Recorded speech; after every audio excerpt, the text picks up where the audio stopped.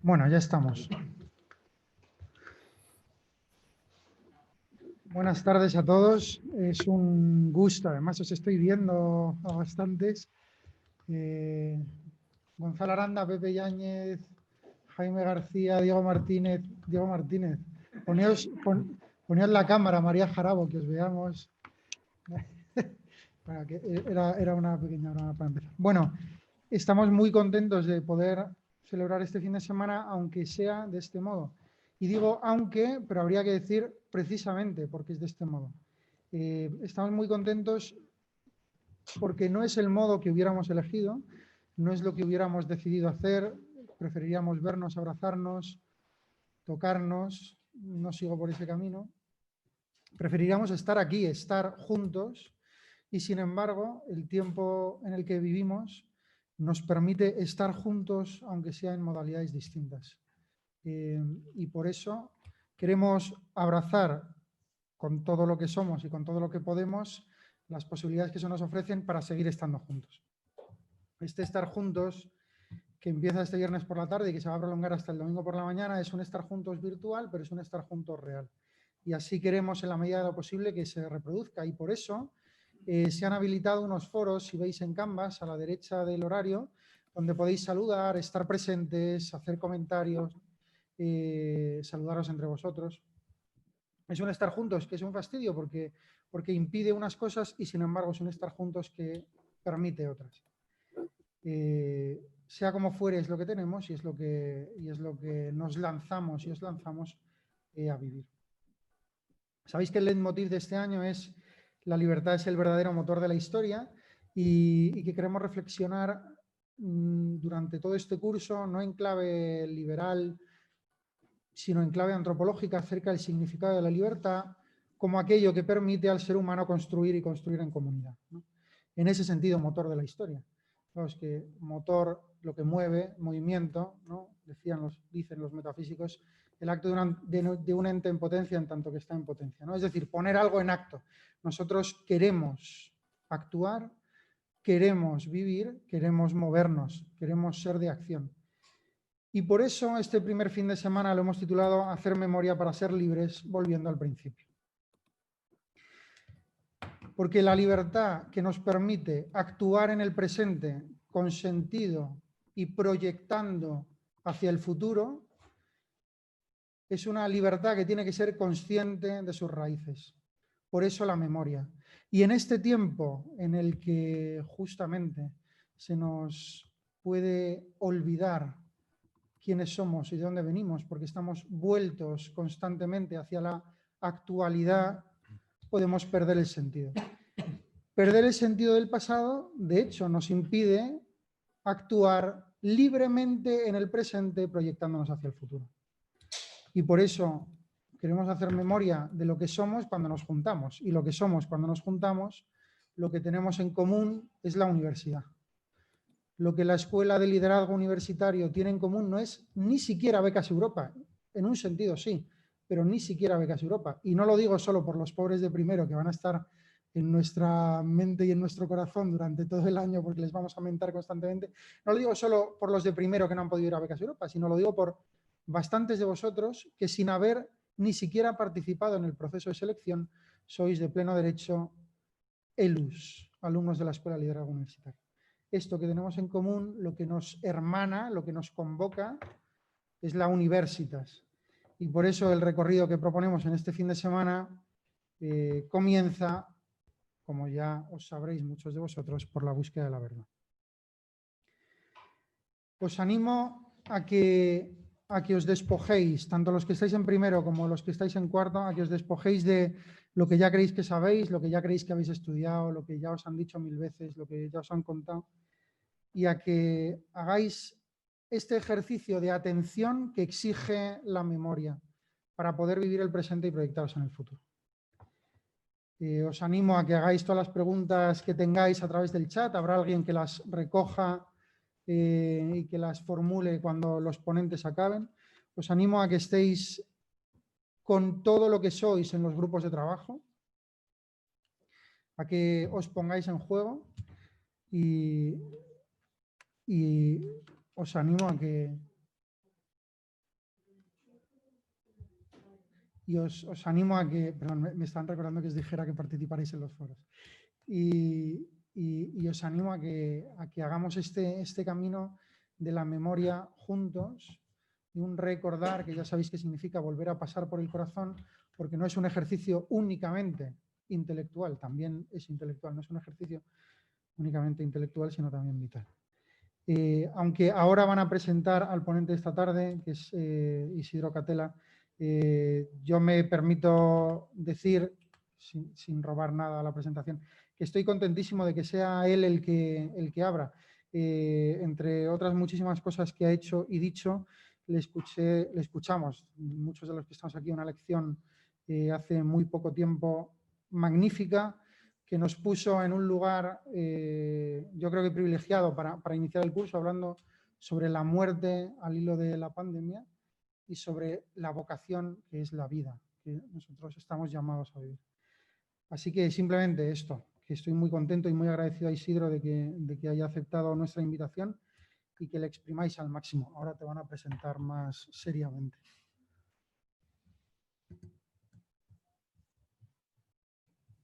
Bueno, pues queridos Elus, como ha dicho Juan, sed bienvenidos a este primer fin de semana del año. Un fin de semana que es verdad que varía su formato, pero que mantiene de alguna forma intacta su ilusión, ¿no? Y estas cosquillitas, estas mariposas que nos recorren cuando nos reunimos. En el marco de hacer memoria para ser libres, volviendo al principio, tenemos que agradecer la presencia de Isidro Catela Marcos, que se dirigirá a nosotros para hablarnos sobre un tema realmente sugerente, bajo el título Tu verdad no, la verdad. Y ven conmigo a buscarla. El currículum de Isidro es prácticamente infinito y bien merecería ser citado, pero trataré de ser breve para dejar más espacio a sus palabras. Sin embargo, antes de empezar, os quería recordar que podéis comentar la conferencia por Instagram o Twitter mencionando la ELU con sus hashtags. Y si los podéis dejar alguno por el chat, son FDS ELU, o fin de semana ELU, y luego FDS Principio, ¿vale? Y bueno, vamos ya con Isidro. Isidro Catela nació en Salamanca en 1972. Está casado y es padre de 3 hijos. Es licenciado en Ciencias de la Información, doctorado en Filosofía y Humanidades, y tiene un máster en Radio Nacional Española. Bueno, en Radio Nacional de España. Como docente, ha sido profesor en la Universidad Pontificia de Salamanca, y en la actualidad imparte clases en la Universidad Francisco de Vitoria. Como comunicador, ha colaborado con muchos medios, en especial con Televisión Española, donde dirige un programa, Cadena COPE, y con el semanario Alfa y Omega. Como escritor, ha ganado una treintena de premios literarios, en especial de poesía, microrrelato y relato breve, y es autor de varios libros. Y además, como director, y por poner ya fin en algún sitio, fue director de la Oficina de Información de la Conferencia Episcopal Española, así como director gerente de la Fundación para el 5º centenario del nacimiento de Santa Teresa. Docente, comunicador, escritor, director. Es una enorme suerte poder contar con él y queríamos, de nuevo, agradecerle su participación en esta primera conferencia del primer fin de semana del año. Con todos ustedes, Isidro Catela Marcos.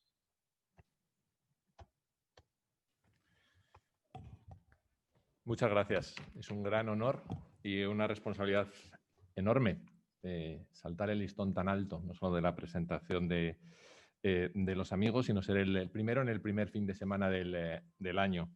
Es un halago y es un honor compartir con vosotros una de mis vocaciones, mi vocación personal y profesional a la verdad. He querido titular la conferencia que se va a dividir en 3 partes, con un verso que quizá a alguno le suene, quizá resuene en el eco. Es un verso de Antonio Machado, que se llama, en efecto, que dice, en efecto, tu verdad no, la verdad, y ven conmigo a buscarla.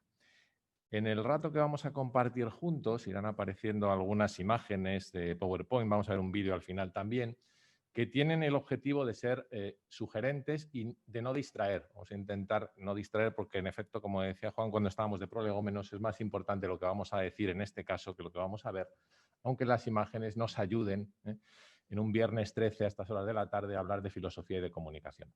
Pero no tienen más que el objetivo de centrar la idea, de ser un esquema que en el itinerario de esta media hora larga os ayude, también con mi exposición, y ser sugerentes. No se puede ser exhaustivo y menos con un tema sobre este, pero creo que la imagen nos ayuda y mucho a ser sugerentes. La conferencia está dividida en 3 partes. La primera, donde voy a entresacar 3 ideas iniciales a partir de un verso, a partir del verso de Machado. La segunda, donde voy a abordar la cuestión de pequeñas verdades, utilizado el calificativo, pequeñas verdades en tiempos de posverdad, en tiempos de fake news y pandemia. Y la tercera, donde voy a tratar de abrir algunos interrogantes acerca de la gran verdad, la verdad con mayúscula, una verdad presentida que fundamenta lo real y sin las que las otras verdades pequeñas no se entienden o no se entienden en profundidad. Quizá, como decía anteriormente, alguno haya reconocido el verso de Machado. En realidad es un poco más largo de lo que he puesto en el título de la conferencia y más tajante, pero igualmente cabe en un tuit o podría rubricar el hashtag de los que andéis ya por Instagram. El verso completo dice así: tu verdad no, la verdad, y ven conmigo a buscarla, la tuya guárdatela. La tuya guárdatela es la parte un poco más grosera, la parte más tajante, ¿no? Pero es de Machado, no es mía, ¿eh? Del verso podemos extraer las tres primeras ideas que van a servir como pórtico, como primera parte de cuanto quiero compartir con vosotros en torno a, como os decía, la que es mi pasión, mi vocación y objeto de mi profesión, que es la verdad. Todo un tabú contemporáneo, en cierto modo, que o bien suele manosearse y convertirse en un comodín que sirve para afirmar una cosa y su contraria, o convertirse bajo sospecha hasta en un objeto incluso sospechoso, hasta en algunas facultades de filosofía, no digamos ya de periodismo o de derecho, por citar algunos ejemplos. No voy por orden, empiezo por el final, en este caso del verso, en torno a las tres ideas, ¿no? La primera es la actitud de búsqueda. Como provocación, la búsqueda, que no es por supuesto la de Google o no solo la de Google, y mucho menos creyéndonos libres, con las tres primeras acepciones que nos aparezca, como solemos hacer a veces buscando los indicios de una enfermedad o un trabajo para la universidad en Google. La inquietud vital del que nada sabe, como premisa para adentrarnos en este territorio de minas. Para atisbar la verdad hay que ponerse en efecto en búsqueda, salir de sí, desinstalarnos. Hoy dicen algunos, os sonará más familiar, salir de nuestra zona de confort, que sin ser del todo lo mismo, se le parece un poco. Este desinstalarse requiere, en mi opinión, primero de todo, un abandono del narcisismo reinante, una recuperación de experiencias auténticas como la pausa, la proximidad, el silencio, la reflexión, ante la inmediatez compulsiva que nos asola y que nos arroja a la monocromía de un mundo en exceso tecnificado. Hoy los narcisos hemos, y digo hemos porque no nos es ajeno a ninguno, todos podemos caer en esta tentación del selfie contemporáneo, del selfie permanente, algunos hablan incluso ya del selficidio. Los narcisos confundimos lo que la tradición socrática llamaba el cuidado del alma o cuidado de sí con una suerte de vigorexia existencial. Este exceso de preocupación por el cuerpo y el gimnasio es una barrera primera y grande en el camino hacia la verdad, porque siendo el narcisismo una seña de identidad de la cultura contemporánea, en realidad lo que está en juego es un replegarse del yo sobre sí mismo que prescinde de todo vínculo en la ansiosa afirmación, eso, de sí mismos. Un narcisismo que nos incapacita para la verdad, porque llevado al extremo puede tener los efectos dolorosos del autismo. No se trata solamente de que prescindo del otro, sino que además termino por ser incapaz de establecer una relación con él. Es decir, se trata, en nuestro caso, de darle una vuelta al pienso, luego existo y convertirlo en un mucho más fecundo. Tú existes y por eso desde ti yo me pienso. La segunda idea, ligadísima a la primera y muy breve, es pues que en ese camino de búsqueda conviene ir acompañado. Vamos, ven conmigo a buscarla, ¿no? Buscar compañeros de camino. Rodéate siempre de compañeros mejores que tú, lo decía un sabio profesor en Salamanca hace algunos años, de mis maestros, Antonio Pintor, discípulo del pensamiento zubiriano. Zubiri, lejos de hacerte sombra, pues no has venido a brillar, te harán mejor y es muy probable que tú les mejores también. Pasa del ego al alter, del yo al otro, del ombligo al corazón. Esto va de compañeros, esto va de compartir el pan, de companis, los gozos, las sombras, las alegrías y las penas. Las dos primeras, por lo tanto, ligadísimas una a otra. Ven conmigo a buscarla, pero no vamos solos. Vamos en compañía, somos buscadores, somos comunidad de buscadores. La tercera idea, que es la que suena un tanto grosera y por lo tanto, como he dicho antes, la que va a necesitar ser un tanto más sutil, más afilado en el análisis, es la de la tuya guárdatela. La última. Dice el profesor Miguel Ángel Quintana en un artículo que os recomiendo y que se llama ¿tienen sentido aún hoy las universidades? Que el aprendizaje junto a otros alumnos no es solo una educación sentimental, no se trata solo de ligar o de hacer amigos, ¿no? También lo intelectual se asimila mejor después de haberlo discutido con tus commilitones. Necesitarás sin duda en la universidad, y lo sabéis especialmente los de cursos superiores, ratos, muchos ratos de lectura solitaria, pero vamos a tener en la universidad que aprender a calibrar cuánto de soledad y cuánto de sociabilidad hacen una y otra más fecundas. Los mejores resultados en una universidad, a mi juicio, una universidad de élite, no se deben por lo general a sus punteras instalaciones o incluso a su más prestigioso profesorado. Los resultados superiores en una universidad excelente se deben a menudo a que está rodeado de alumnos que también aspiran a la excelencia. En India aconsejan que para enseñar algo a un elefante lo juntes con otros mejores. El alumno debe habituarse, nos debemos habituar todos a discutir ideas, no porque, y aquí vamos a ser un poco groseros, no porque sus opiniones importen, no porque nos importen mucho en este momento ni vuestras opiniones ni la mía, la tuya guárdatela, sino porque debemos pulirlas y esa es la mejor vía para lograrlo. La última cuestión es, por lo tanto, la más compleja que va unida a esta porque no sería tu verdad, sino la verdad, y es una cuestión que ha permeado tanto y tan para mal nuestro tiempo que nos hemos acostumbrado a ella sin apenas notarlo. Pero Machado es muy claro, no tu verdad, sino la verdad, en un disparo a la línea de flotación del relativismo moral.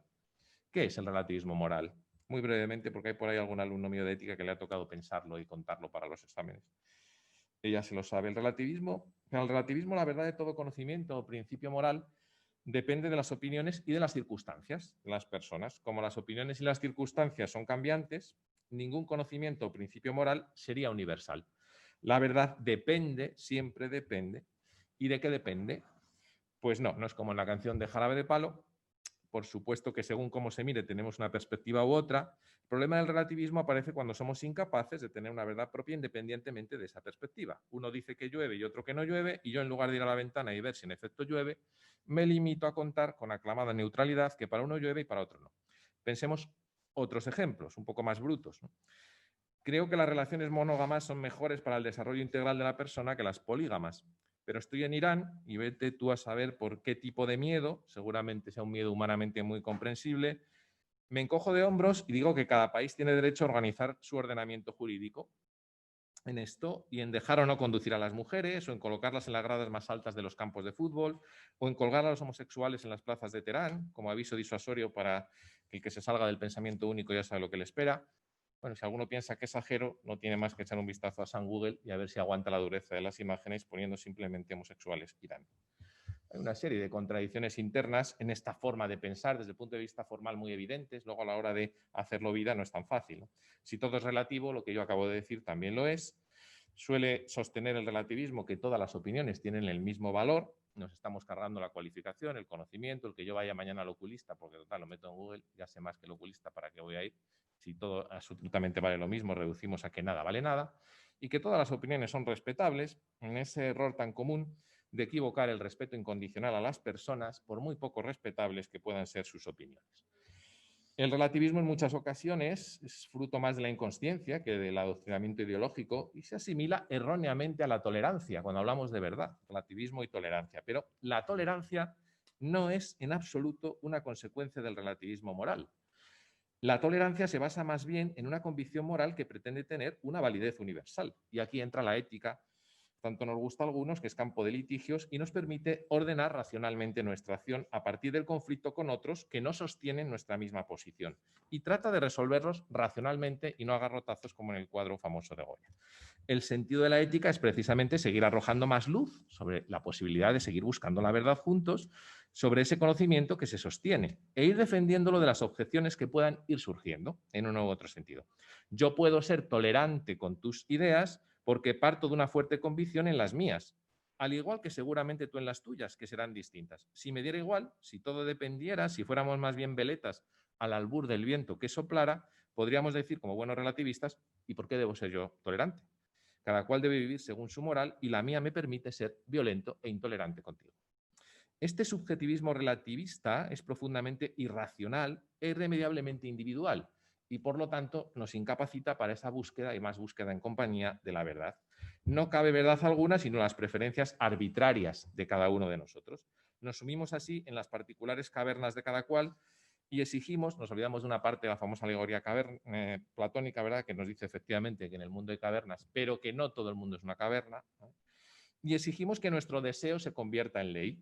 A nivel individual nos conformamos con una permanente huida hacia adelante, sea la de poner nuestras expectativas en el jueves por la noche o la de cualquier otro simulacro, cualquier otra dispersión que nos evite el choque con la realidad.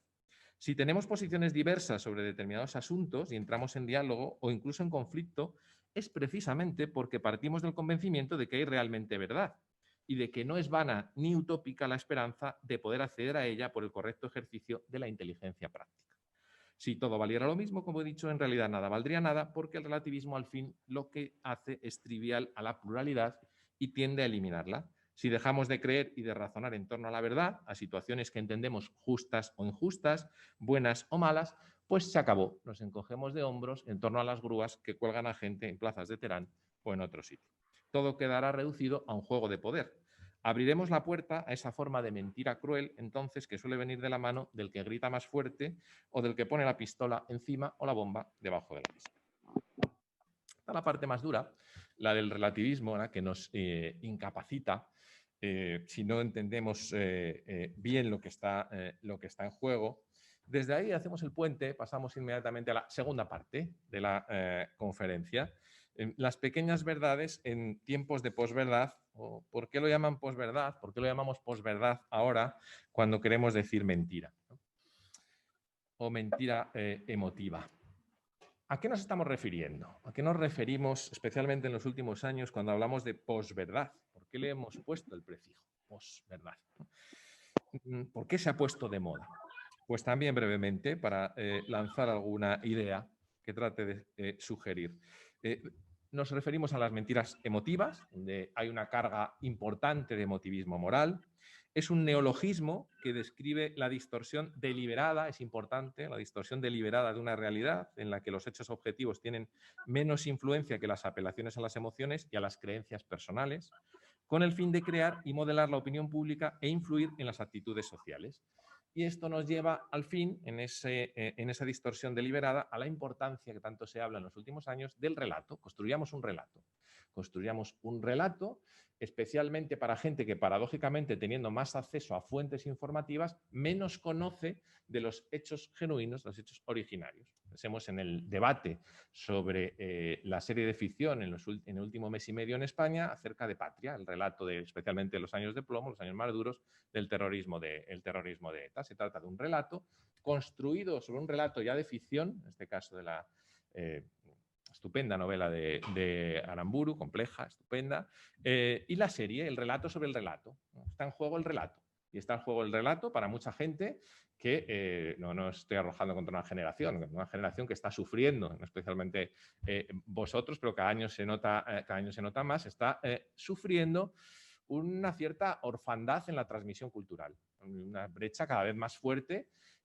Cada vez nos encontramos con más desheredados de las tradiciones, de las transmisiones culturales, sociales, sociológicas, y hay que explicar, como por otra parte ponía evidencias a lo que imaginábamos muchos, que hay una buena parte de los jóvenes en España, por citar en nuestro caso, que no conoce ni quién fue Miguel Ángel Blanco, ni a qué se está refiriendo la serie de Patria.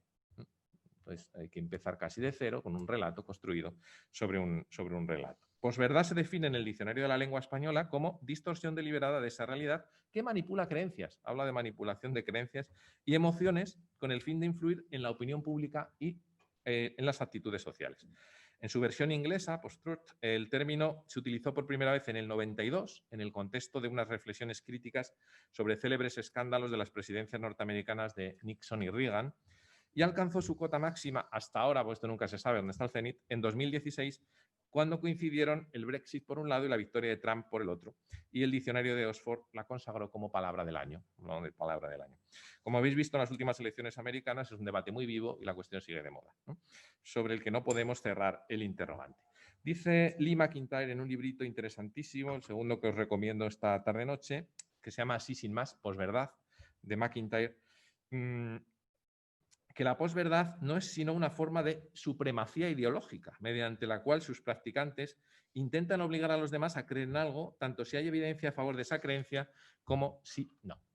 En nuestro contexto posmoderno, preocupado por las fake news, por los bulos, el relato fragmentado, por otro lado, el relato fragmentado que tanto bien nos hace para Twitter e Instagram, pero que falla cuando no somos capaces de darle sentido entre esas narraciones fragmentadas, nuestra era del Big Data, de la manipulación masiva de los sujetos, está reconociendo implícitamente la existencia de verdades, aunque sean verdades pequeñas, cuando se tratan de buscar y de perseguir bulos. Ya estamos reconociendo que si perseguimos bulos es porque hay una cierta aspiración a la verdad. Incluso desde instancias gubernamentales. No es nada nuevo. No nos meteremos, al menos aquí dejemos puntos suspensivos sobre posibles ministerios de la verdad.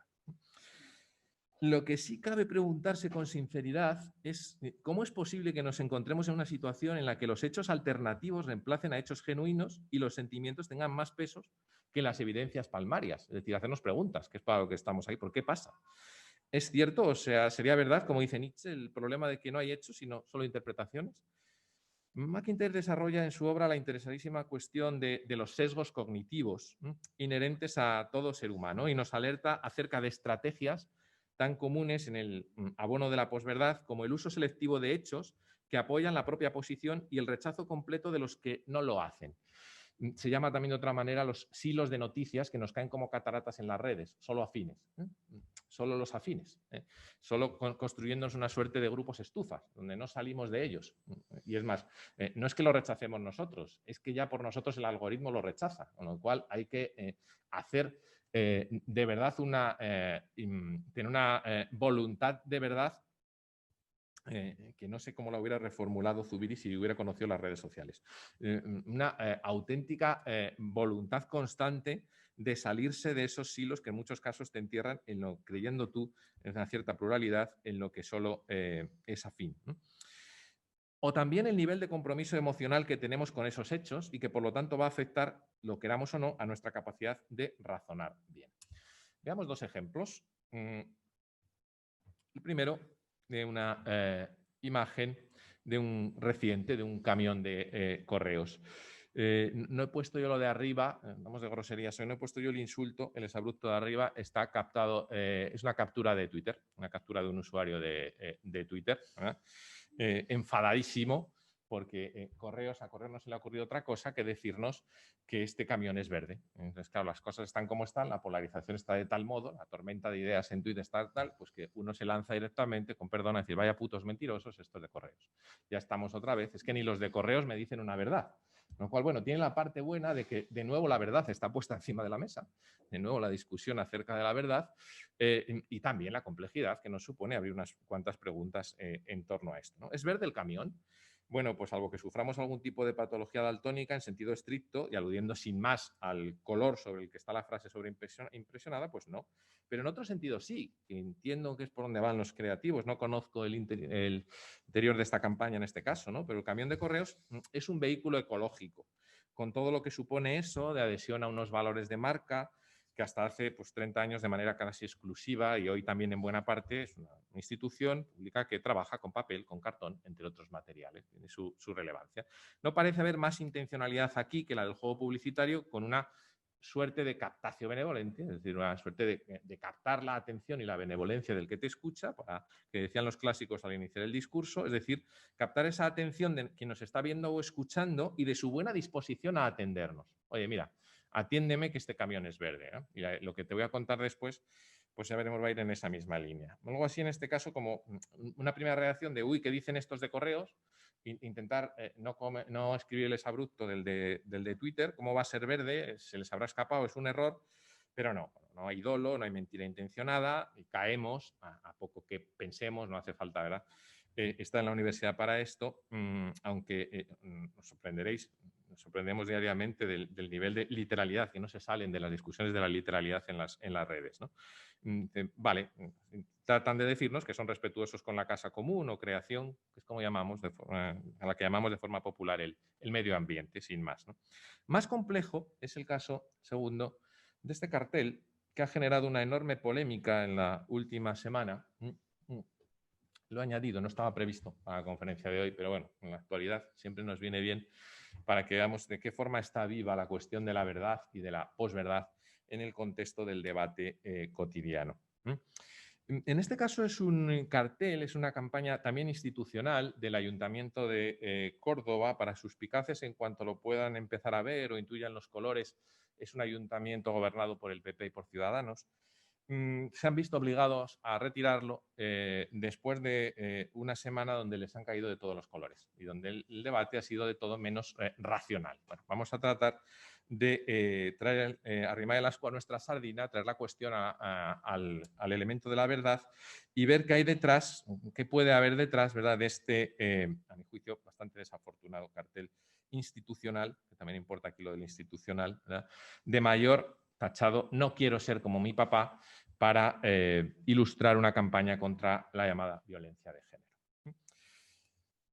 ¿Qué elementos de la verdad y sobre todo de la explicada, de la que acabo de explicar, posverdad, entran aquí en juego? Bueno, sigo el análisis de un compañero profesor de Valencia, Guillermo Gómez, con algunas aportaciones propias para tratar de analizar lo que vemos siempre con esa cuestión de la verdad en el horizonte y dejaros preguntas para luego, ¿no?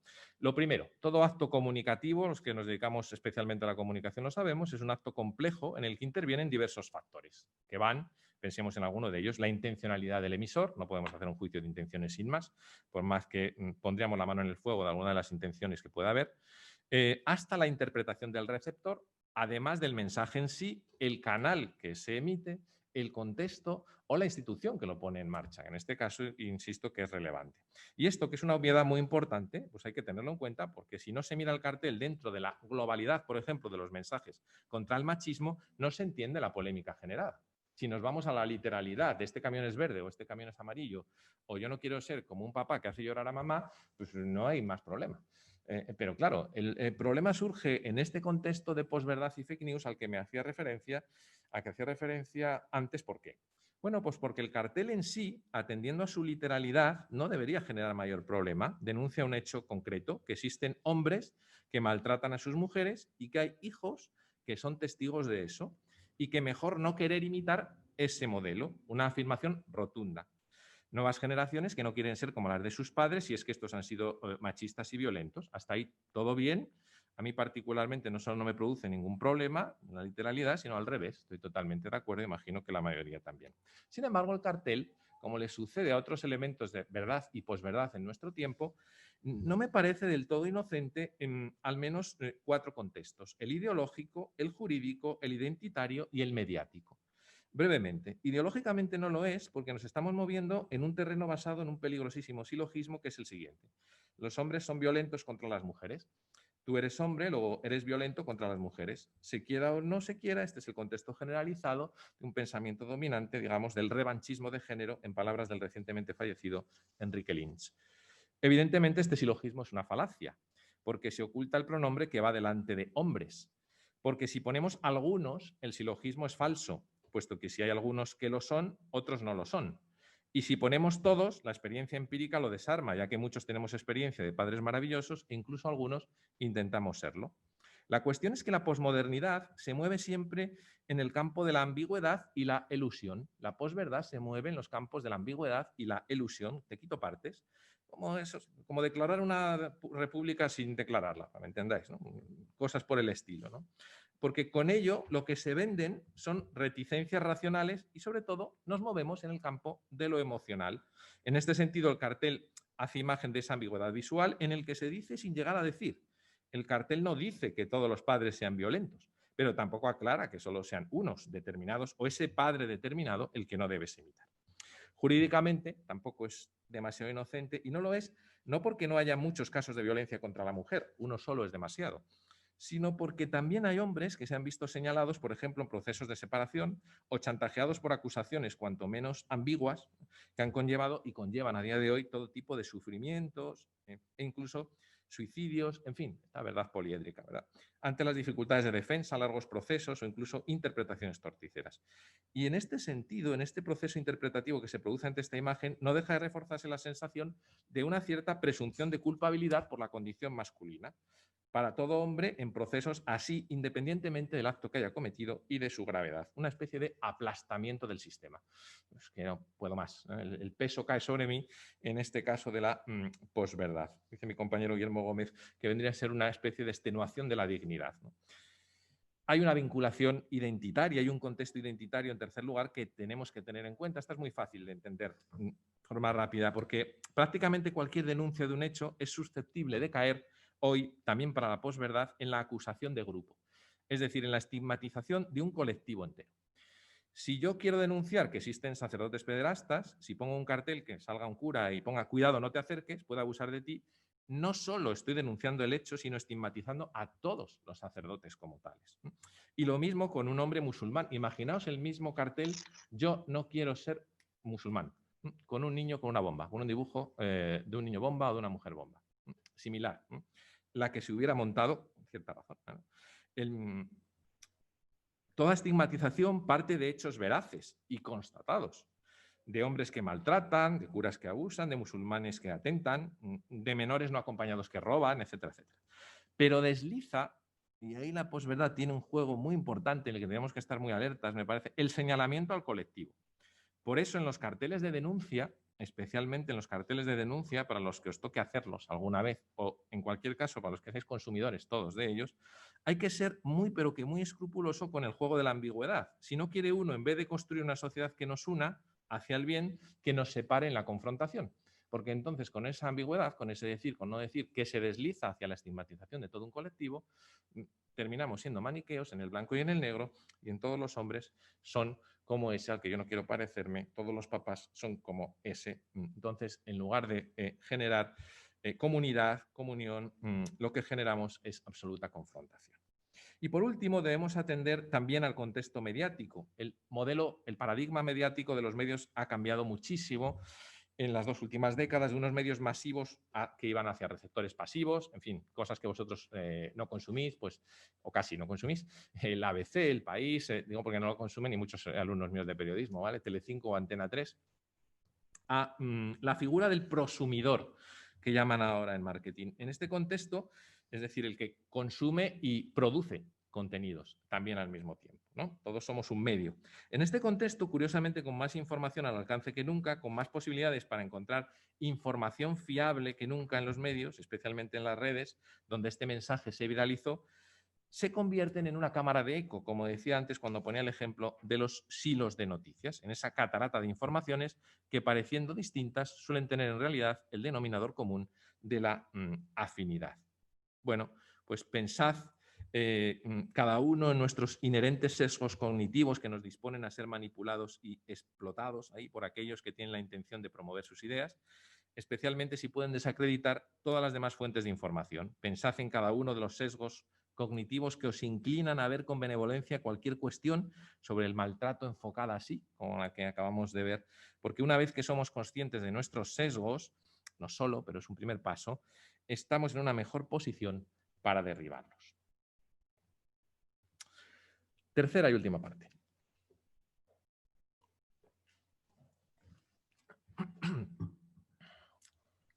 He tuneado, como veis, para el atrio, para el pórtico, al mismísimo Miguel Ángel. Le hemos puesto al señor jugando al billar. Sería trataros de menores de edad, quedarnos en las verdades pequeñas, en las fake news, en el debate.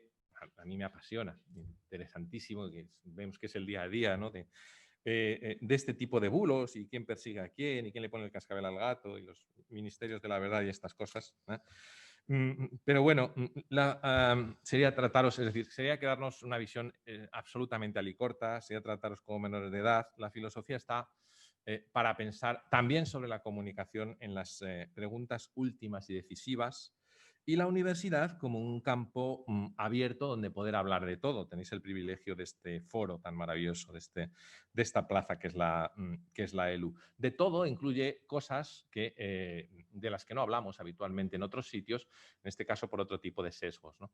Y por lo tanto no nos podemos quedar sin más conformados, ¿no? A poco que tiremos de nuestra inteligencia práctica en las verdades pequeñas. Porque resulta que uno empieza a poner encima de la mesa, esto es como un amigo cura que dice, cuando yo llegué los confesionarios estaban cerrados. Dice, claro, pues ¿cómo iba a ir alguien si estaban cerrados? Tuve que abrirlos.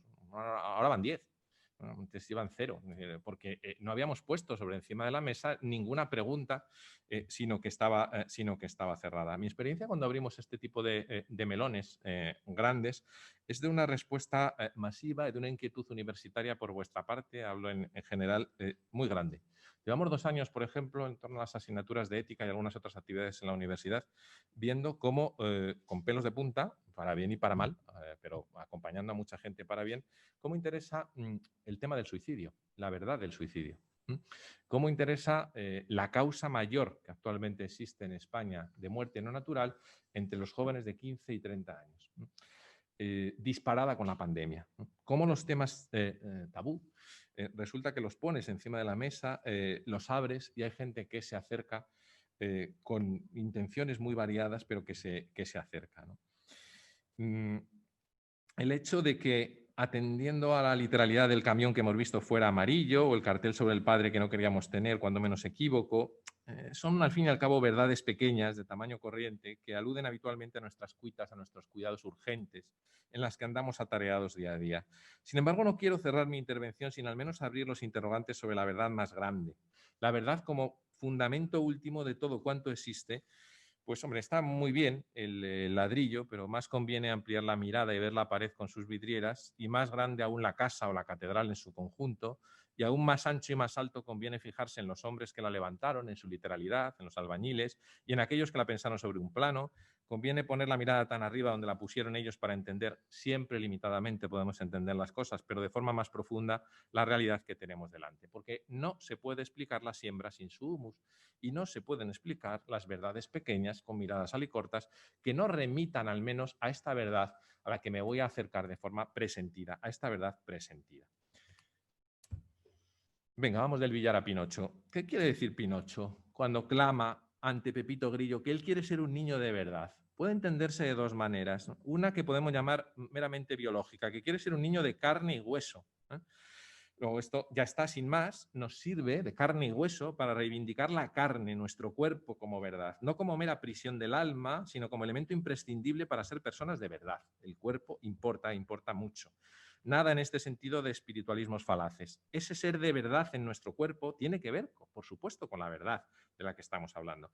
¿Qué le sucede a Pinocho cuando miente? Que le crece la nariz.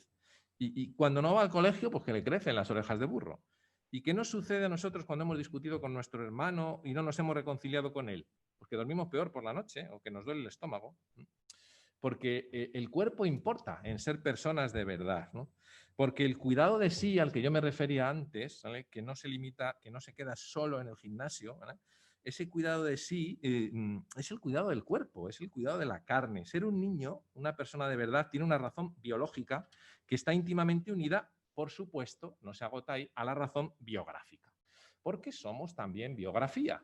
Pinocho es también Roberto Benigni, Gepetto, fijaos con qué ternura, tallándole, creándole, acercándose a la verdad de una nueva criatura, de una nueva realidad que no es suya en sentido estricto, ¿no? Y que si la quiere entender, pues tiene que empezar poniendo esa cara de perplejidad, esa primera cara de búsqueda que hemos visto al principio. Vida como don, dependientemente de lo que crea cada uno, pues la vida no nos la damos a nosotros mismos. Y como don y como tarea, porque no está hecha en la famosa frase de Ortega, la vida te la dan, pero no te la dan hecha, por lo tanto es tarea, hay que hacerla también, ¿no?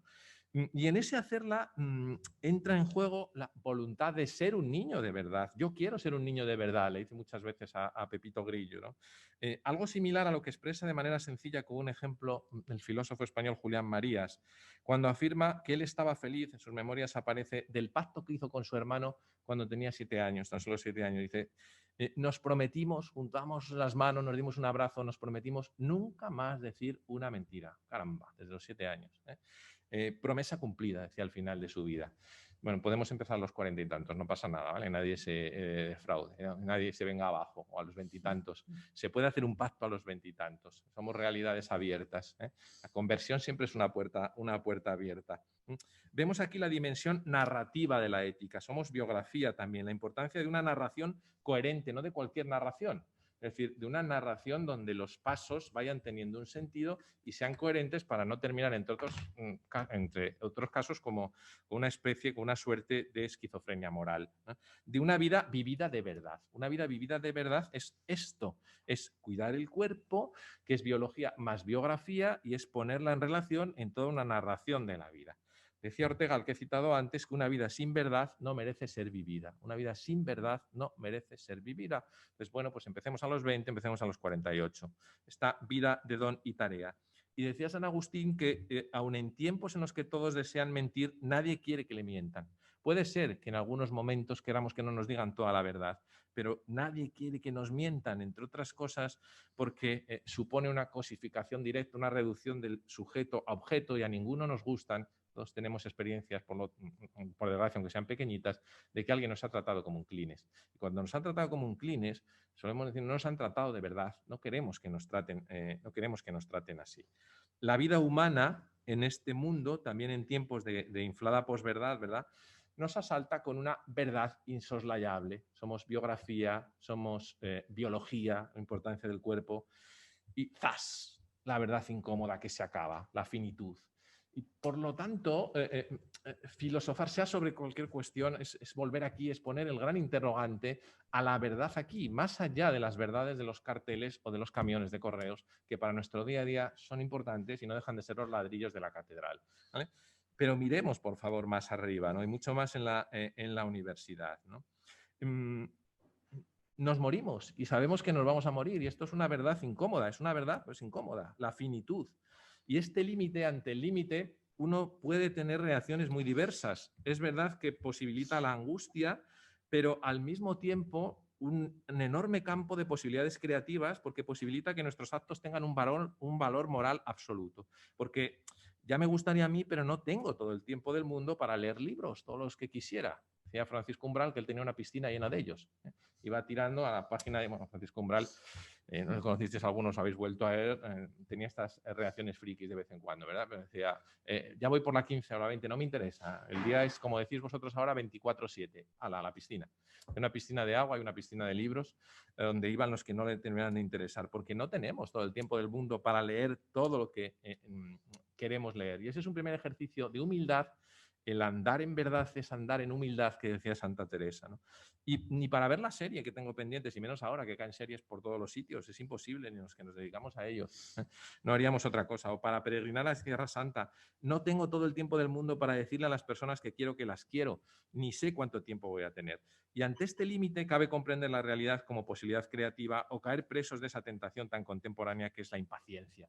Ese vivir en verdad que a veces nos termina sepultando por la urgencia, por las verdades pequeñas en lugar de la grande. Vivir es urgente, ¿no? Repetía Pau Donés, el famoso cantante de Jarabe de Palo, recientemente fallecido, víctima de un cáncer a los 54 años. ¿No? ¿Sabéis? Es posible que alguno lo haya visto, que concedió una entrevista 15 días antes de morir, que se ha convertido en un documental de éxito, uno de los más vistos, la historia del documental español en el cine y en tiempos de pandemia, ¿no?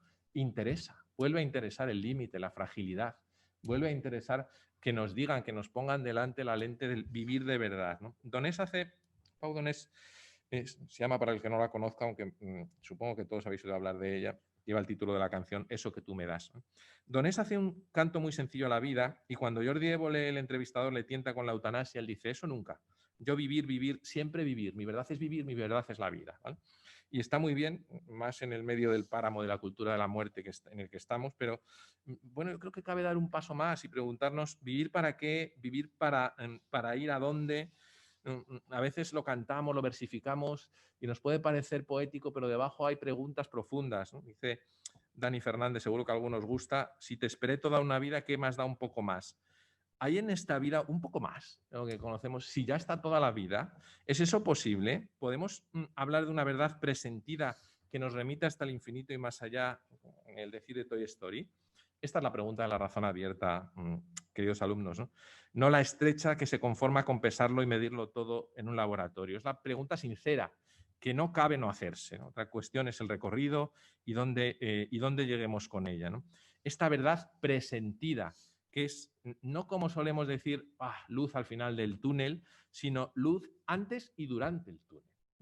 Esta es una verdad que se puede presentir racionalmente, porque mi vida, tu vida, la vida de tu abuelo, la de tu madre, en su realidad concreta, no es una cosa. Es, en palabras de Julián Marías, vuelvo a él, proyecto, empresa, misión, y así acontece, se va haciendo como narración, como urdimbre y como trama. ¿Cuánta necesidad tenemos de estas historias de verdad, ¿no? Historias que nos ponen delante de la verdad con mayúscula, de la pregunta al fin decisiva por el sentido o por el absurdo, por la verdad o por la mentira, por Dios o por la nada. Bien, vamos concluyendo. Todo sería absurdo a mi juicio ahora si todo se quedara en nada. También la desolación, el dolor y la injusticia, ¿no? Son fruto del azar. Pensemos un momento en las realidades tales como la belleza mortal del alacrán, los indicios de vida en Venus o la policromía de una aurora boreal. ¿A qué responden? ¿O qué tiene que suceder para que, parafraseando al poeta Ángel González, yo me llame Isidro, por ejemplo, ¿no? ¿Cómo podría ser la nada la última palabra? ¿Era el argumento de la obra sin más? Esto, las dimensiones del teatro, ¿para qué aplaudimos a las 8? ¿No? ¿Por qué aplaudíamos? ¿Para qué animarnos unos a otros diciendo que todo va a ir bien? ¿Todo va a ir bien para qué? ¿Para qué? En la esperanza de días mejores, ¿para qué? Para discutir y vencer en la confrontación que al final es ridícula de un cartel o de un anuncio de correos, por mucho que estemos obligados a tratar de poner luz en algunas sombras, también en las propias. Mirad, me parece que si bien nuestra instalación corpórea, nuestra maravillosa esta carne que he reivindicado y a la vez pobre estructura empírica, estos cuerpecillos que tenemos algunos, esos maravillosos cuerpos que tenéis otros, nos remiten a un horizonte cerrado, a que se acaba, a que nos morimos y que lo sabemos, a la noche en su acepción más oscura, porque nos abocan al polvo en el que hemos de convertirnos, no sucede lo mismo, al menos hay una luz de presunción, esta verdad presentida con nuestro núcleo proyectivo que postula la pervivencia, esa luz que siempre arrasa el reino de la noche, que dice Carlos Marzal. El sentido íntegro de nuestra existencia se cifra en la respuesta a los interrogantes que en su día planteó Unamuno.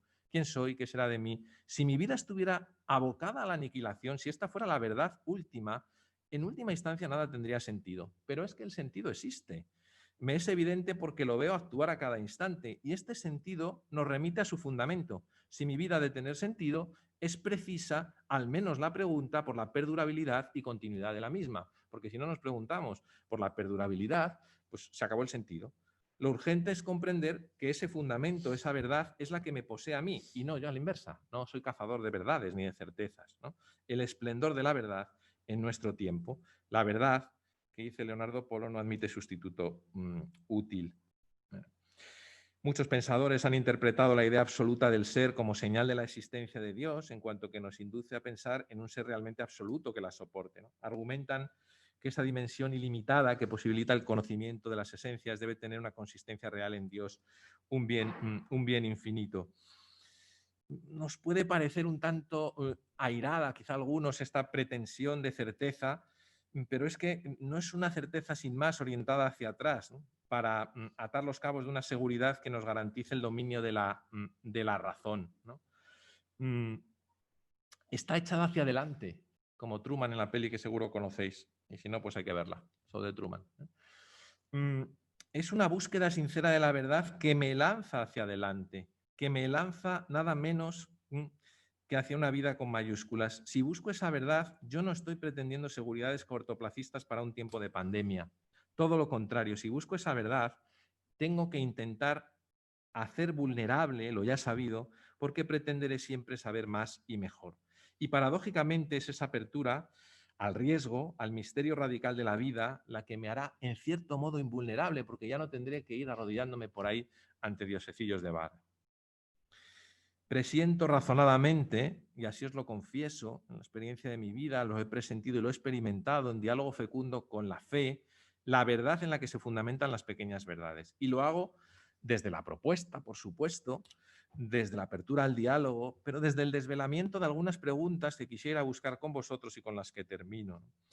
Primera es, hay un orden implícito desvelado en nuestra realidad, en la verdad con la que nos encontramos. Me maravillo, dice Oliver Sacks, que es un médico, de la imaginación de la naturaleza, mucho más rica que la nuestra. Me maravillo de la riqueza de los mundos físico y biológico, de la infinita diversidad de las formas físicas y de las formas de vida. Qué enorme verdad. Yo como médico he de estudiar dentro del fenómeno de la curación y de la enfermedad este orden implícitamente desvelado, esta lectura de la realidad que tengo delante y a la que no me puedo abstraer, ¿no? ¿Cómo entender esto solo desde un punto de vista biológico? ¿Qué pesadilla sería esta si fuéramos fruto del azar, es decir, de la casual mentira en lugar de la verdad creadora? Está muy bien que somos monos pensantes, pero ¿tu abuela es una mona pensante? Para ti tu abuela es una mona pensante, ¿estás dispuesto a defender, a debatir en público con razones que tu abuela es una mona pensante, tu pareja? Pero el orden no solo se desvela implícitamente, sino de forma explícita. ¿Qué hacemos, por ejemplo, con un fenómeno como el amor? ¿Cómo lo explicamos solo desde el punto de vista físico? Somos polvo más polvo enamorado, decía Quevedo. Y no es menor esa verdad que la verdad del hígado o la del páncreas. ¿Qué verdad es esta por la que de pronto nos sentimos fascinados? No es que nos suden las manos, la dimensión del cuerpo, que es muy importante. O si no estoy acostumbrado a mentir, pues me pillan siempre en el examen. Eso es importante, ¿eh? Pero ¿qué verdad es esta por la que nos sentimos fascinados por alguien que irrumpe de repente en nuestra existencia, anunciando de algún modo que pertenece a nuestro propio destino? El desvelamiento del orden de la realidad nos ocurre siempre en el encuentro con otra persona, ¿no? ¿Queréis a alguien? Pensar, queréis a mucha gente, entiendo, ¿no? Pues ¿no sería quererla poco el conformarnos con que esa relación acabe con la muerte física? ¿No nos están desvelando estas pequeñas verdades una verdad mayor? Von Balthasar nos describe esta verdad de forma maravillosa con el ejemplo de la mamá y el niño, del primer abrazo. Es un abrazo donde el pequeño entiende que es uno en el amor con su madre al tiempo que no es su madre, que entiende que el amor es bueno, que entiende que el amor es verdadero, que es de verdad, y entiende que el amor es bello. Bueno, si hemos llegado hasta aquí, un viernes 13, a estas horas de la tarde-noche, estoy seguro de que también vosotros sois capaces de reconocer cuando reina la verdad, cuando el amor verdadero en vuestra experiencia cotidiana manda sobre el otro, ¿no? Y quiero que lo veamos proyectado en un vídeo para concluir, que ha circulado por redes esta semana, incorporado también, no estaba previsto. Es una pareja de ancianos españoles que llevan 3 meses sin verse a cuesta de la pandemia en una residencia y se vuelven a encontrar. Él está un poquito sordo, aparte que son muy mayores, como vais a ver, y es gracioso el intercambio porque ni siquiera entiende la pregunta ¿quién soy o dónde estoy? No sabe de qué le está hablando. Pero inmediatamente, por si no lo entendéis muy bien, reconoce, vamos, se entiende perfecto, pero por si no entendemos literalmente lo que dicen, inmediatamente reconoce a Vicenta, a la Vicenta de su vida. Sí, el vídeo es muy tierno, hay que preparar el Kleenex, pero me interesa para ligarlo y concluir con las preguntas abiertas, ¿vale?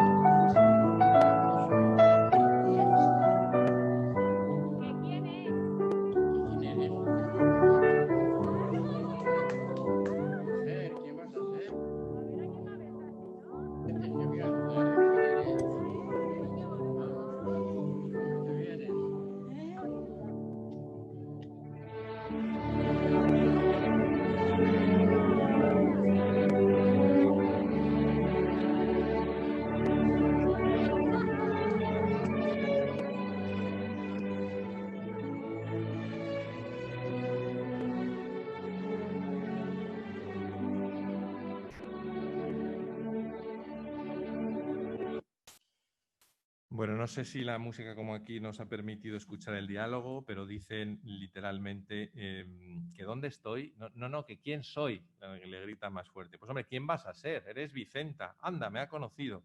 Hombre, ¿cómo no te voy a conocer? A veces te piensas que ando besando a cualquiera, es decir, después de haberle dado un beso, ¿no? ¿Estás bien aquí? ¿Te han tratado bien aquí? Estaba bien aquí, estoy mejor ahora contigo. 90 y tantos años, ¿no? Que levante la mano el que no quiera estar así con su Vicente o su Vicenta con 90 años. El que no albergue en el corazón este deseo infinito de verdad que nos remite a verdades mayores. A que también vosotros sois capaces de reconocer cuando reina la verdad, cuando el amor verdadero en vuestra experiencia cotidiana manda sobre el otro y cuando son otras cuestiones, no siempre puestas al servicio de ese amor, la que os dominan. A que encontráis verdad en ser capaces de domar el caballo en lugar de que sea el caballo el que os tira al suelo. A que os gustaría siempre, otra cosa es conseguirlo, ¿verdad?, a que nos gustaría, me voy a meterme dentro también, amar de verdad a la otra persona por sí misma. Descubrir y mostrarle que no estáis atraídos solo por un cuerpo, sino abriros más a la verdad, no a la estrecha mentira del lío pasajero. Porque es muy astuta esa parte carnal que hay que cuidar de nuestra verdad, siempre tirando para un lado, pero es muy sutil también la parte espiritual, somos esa imbricación de carne animada y espíritu encarnado, que tira siempre para el otro, ¿no? ¿Cómo de nuestra radical se va a derivar, de nuestra realidad radical de las Vicentes y Vicentas del mundo, se va a derivar la aniquilación? ¿No será tal vez que andamos sobrados de expectativas de seguridad y escasos de experiencias de amor verdadero, de amor del bueno, para pensar así, que la aniquilación es lo que nos espera? Si tuviéramos verdaderas experiencias de amor del bueno y estuviéramos más preocupados por la vulnerabilidad y la vulnerabilidad común que por las seguridades absurdas, de la nada nada surge. O vamos a cambiar ahora esta simple regla científica. Quien se enfrenta al drama de la aniquilación, de la mentira y de la muerte, no es en este caso una bacteria, un virus, una planta o vuestro perrito, con todos los respetos, o el mío que se llama Happy, feliz. No, no es eso, es un ser actuante, es mi abuela, es Vicente, es mi padre, es mi hermano, es mi novia. Y es un ser cargado de deseos con hambre de verdad, porque estamos hablando de la verdad, de perdurabilidad y de deseo de infinito. Queridos alumnos, ¿qué clase de broma es esta? ¿Cómo un universo meramente maquinal ha podido alumbrar criaturas como vosotros? Como vosotros que buscan compasión y entrega a los porqués. La verdad que todo lo sustenta. Tu verdad, guárdatela, que me guardo yo también mis pequeñas verdades y vamos juntos en pos de la verdad mayor. Os aseguro que merece mucho la pena, merece mucho la vida. Muchas gracias, abiertos al diálogo. Aquí os dejo, para los que no nos conocemos, mis datos, no solo para discutir, hablar y compartir hoy, sino para todo lo que necesitéis.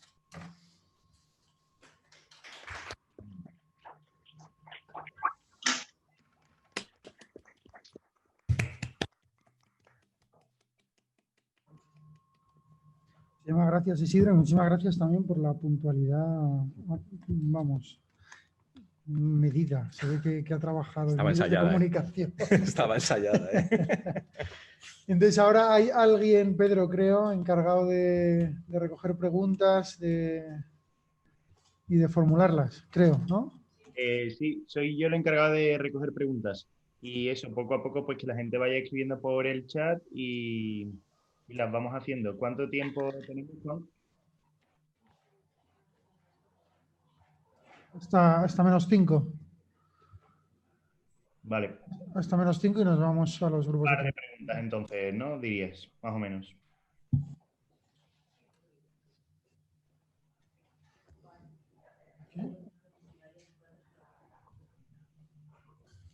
Vale, ya tenemos la primera pregunta. Bueno, Isidro, lo primero, muchísimas gracias por la conferencia y por llevarnos de la mano para hacer este análisis de la verdad y por llevarnos de la mano hacia ella. Empezamos con una pregunta de Luisa Ripoll, de tercero de la ELU, que cita una frase que han mencionado. Para la posverdad importa más el relato que los hechos. Pero si pensamos en personajes históricos, lo que suele permear son los ideales. Por ejemplo, William Wallace es leyenda, cuando realmente su vida no fue tan heroica, sin que Robert Bruce mitificó su persona y banderó, por supuesto, ideales, como aglutinador social en la Guerra de la Independencia Escocesa. Y esto es solo un ejemplo de tantísimos. A nivel macrohistórico, ¿también importan más los relatos que los hechos? ¿Por qué en la posverdad se percibe esto como indeseable y en la historia se entiende como natural? ¿Es malo por su intención aprovechar el conocimiento de esta dinámica humana para manipular? ¿O es malo, evitable el medio en sí, el proceso en sí? Y esto me hace preguntarme también, ¿es la posverdad un proceso histórico evitable o natural? ¿Cómo combatirla social y éticamente? Una pregunta complicada, ahí te la... Más que nada, que nos da para una tesis doctoral entera sobre la posverdad. Estoy dirigiendo una aquí en la casa, sobre la posverdad en Hannah Arendt. Imposible contestarte. Interesantísimo el planteamiento, pero vamos, además, para que quepan más preguntas, os invito a seguir discutiendo en otros foros y cuando queráis, pero bueno, simplemente una pincelada sobre lo que has dicho. La manipulación con esa intencionalidad en la distorsión deliberada siempre es mala. Si es intencionada, es mala. Si es para atraer un relato que va a ser ficticio y que se vaya separando de la fuente, bueno, aquí de nuevo en la poesía, como habéis visto, a mí me gusta mucho de San Juan de la Cruz, encontramos alguna pista, ¿no? ¿Dónde está la fuente? ¿De dónde emana? A la fuente, ¿eh? ¿A dónde tenemos que ir? Bueno, pues cuanto más cerca de ahí, mejor. Luego, es cierto en el ejemplo que has puesto y en otros muchísimos más, en ese sentido es una dinámica inevitable, históricamente inevitable, pero no es cierto que los buenos y mejores historiadores no se sigan peleando en que sus nuevos relatos se aproximen a los hechos genuinos, con todas las fuentes que nuestro conocimiento limitado tiene a su alcance. Y bueno, en eso, pues primero la humildad, como he dicho antes, pero segundo, la tarea que se nos abre en no conformarnos. La mejor forma de ser esclavos de la posverdad es meter William Wallace en Google y presentar un trabajo al profe de las 3 primeras búsquedas o de la wiki, porque efectivamente es un relato contaminado bastante lejos de la fuente. Si yo voy a hacer un trabajo sobre un autor en alemán, lo mejor es que sepa alemán. No digo para tercero de periodismo, ¿vale?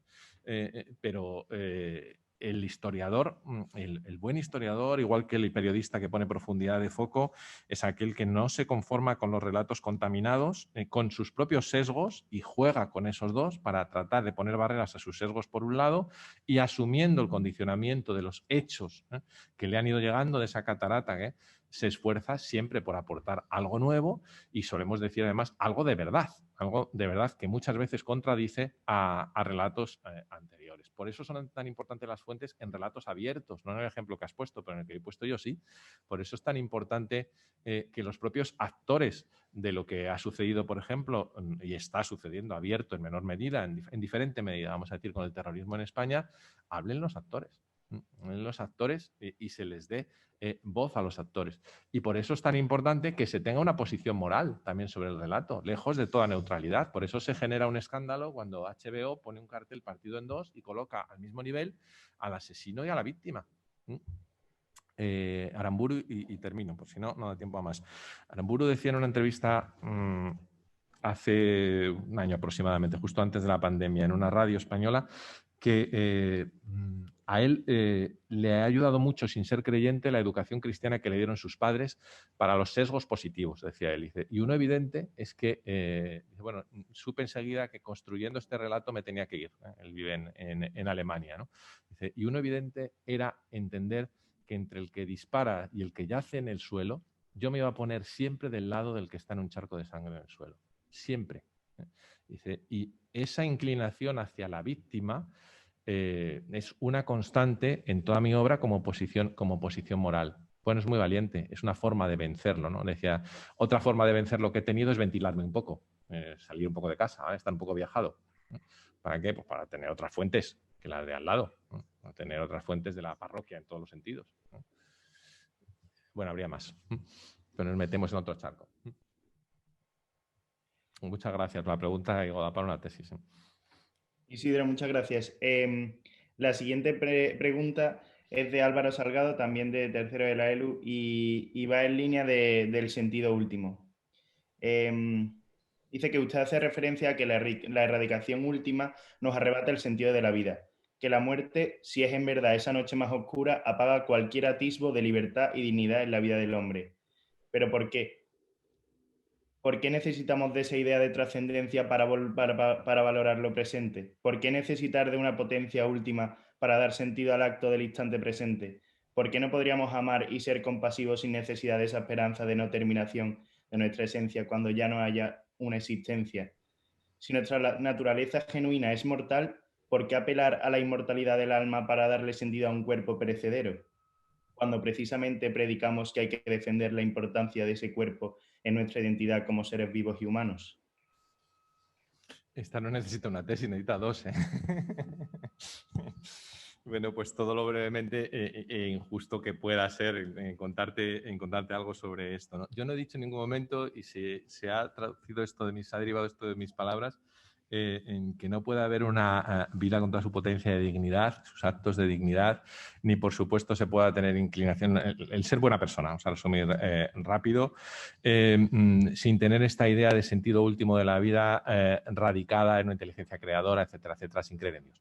No lo he dicho.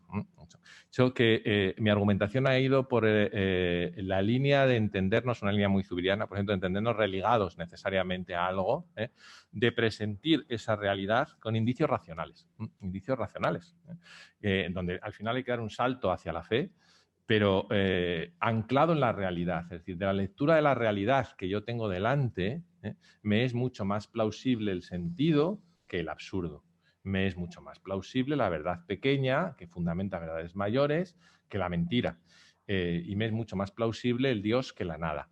Pero no he querido decir en ningún momento que las personas que vivan sin Dios, como si Dios no existiera, en el agnosticismo o en el ateísmo, no puedan encontrar un sentido determinado a su vida. A mi modo de ver, bueno, pues faltaría al menos el estar abierto a las preguntas fundamentales para hacer ese recorrido hasta donde se pueda, porque para mí, mi experiencia así me lo delata, me lo desvela. Es evidente en la realidad, en mi propia realidad y en la realidad que tengo delante, que esto remite a algo mayor, a alguien en concreto. Pero, insisto, como propuesta de respeto absoluta en una búsqueda conjunta a la verdad, intentando profundizar, meter el tornillo para no quedarnos en lo que a mí me parece que está muy bien si nos quedamos eso en la estructura empírica de un cuerpo y ya está. ¿Y dónde termina eso? En la nada. Bueno, pues está bien, pero parece que eso tiene algunas contradicciones para que necesitaríamos también mucho más tiempo para hablar y para compartir. Y encantado de hacerlo en otros momentos o con el que quiera. Gracias. Última, Pedro.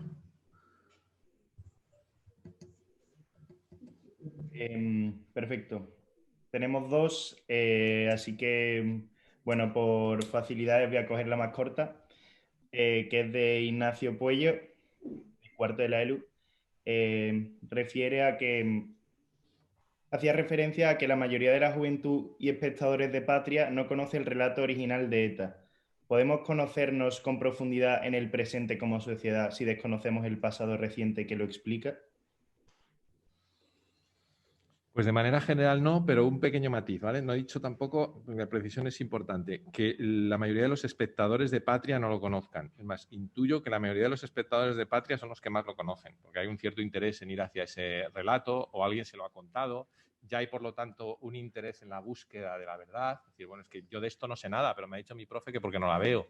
O mi padre me está hablando constantemente de Miguel Ángel Blanco y me han puesto la cara roja 2 veces porque no sé quién es. Entonces, hay ese salir de sí para saber. Entonces, me da la sensación de que los que han visto la serie, que han sido bastantes, no hay más que ver el pico de socios de abonos en HBO, que lo ha hecho muy inteligentemente, porque en lugar de meter toda para descarga, ha ido soltando capítulos, es decir, para que no te des de alta solo en octubre, sino estés un par de meses pagando la cuota, ¿no? Y además con otras promociones muy interesantes. Entonces, bueno, en ese público y por supuesto con los alumnos a los que yo en parte que están trabajando este tema se la he hecho ver, porque van a otras fuentes, porque incluso alguno ha entrevistado a testigos, a víctimas, están sabiendo más. Me refería a una encuesta recientemente publicada en medios de comunicación españoles en las que hablaba que los jóvenes en España, por debajo de los 25 años, creo recordar, desconocían algunas cuestiones claves del terrorismo de ETA. Algunas personas, era mucho más grande la encuesta. Y sí, sin ese anclaje en la realidad, que en nuestro caso no es tridimensional al menos, ¿verdad? Una historia, una raíz, es radical, es la raíz, un presente que se entiende desde esa raíz y esa raíz el presente que te empuja hacia el futuro, sin entendernos así, volvemos a lo de antes, pues se nos quedan las preguntas interesantes pero cortas. Entonces, de manera general, a tu respuesta, yo no lo veo posible. Nos quedamos muy lejos de aproximarnos a la fuente originaria. Justo, ha sido perfecto, hacer memoria para ser libres, ¿no? O sea, si no conoces de dónde vienes, no sabes quién eres en el presente y por lo tanto estás, o sea, hay una parte de ti cercenada que no puede mirar con verdad lo que tiene delante y por lo tanto actuar con verdadera libertad. Muchísimas gracias, Isidro. La verdad que me parece que para empezar ha sido muy sugerente, no solo para nosotros, sino porque de hecho ha sugerido muchas cosas. Y este volver al principio ha resultado ser un ponernos en lo último, en definitiva, porque coinciden al final. El inicio y el final, lo primero y lo último, lo que está en el origen y lo que está y el destino último de la vida humana en el fondo coinciden. Pero todos somos buscadores de esto y aunque Isidro mismo nos ha dicho que él tiene fe o que intuye o que ha descubierto algunas cosas, ha hablado directamente de una verdad presentida, podríamos decir en cierto sentido intuida, ¿no? Presentida, que hemos experimentado de algún modo pero que no conseguimos ver con claridad y distinción y que desde luego no podemos aferrar de una vez para siempre. Y para eso están los grupos de trabajo y para seguir profundizando en esto estará la asamblea el último día. Entonces seguro que hay preguntas, bueno, en el chat a lo mejor hay una o dos más, pero seguro que hay preguntas que no han sido escritas en ningún sitio público y que sin embargo están en vuestras cabezas y quizá en vuestro corazón, que os animo a que dejéis crecer y madurar, no mucho, hasta el domingo, en todo caso, pero que manifestemos y que aprovechemos los grupos de trabajo con todo lo que tengamos para esto. Y otra vez, muchísimas gracias, Isidro. Yo creo que ha sido una primera conferencia muy sugerente que nos pone en la pista de aquello que perseguimos. Así que otro aplauso, muchísimas gracias. Muchas gracias a vosotros.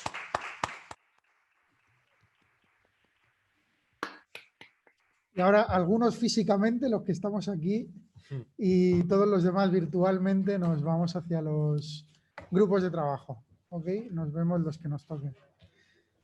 ¿Tenéis moderadores de los grupos?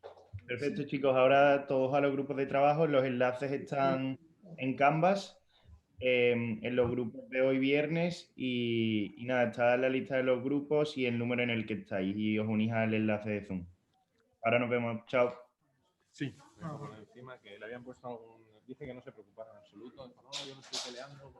No, sí. Es que si no lo hacemos se crea cierta jurisprudencia. Es que claro que lo he peleado. O sea, Me parece muy bien. claro que lo he peleado. Y esta exaltada circular esta que decía que a los de la casa ya no se les pagaba y tal. Esto es una cosa así. Hay que meterlo en dedicación. ¿Cómo voy a prever en la planificación del año pasado que Isidro Catela va a hablar sobre búsqueda de la verdad? Es absurdo. ¿Cómo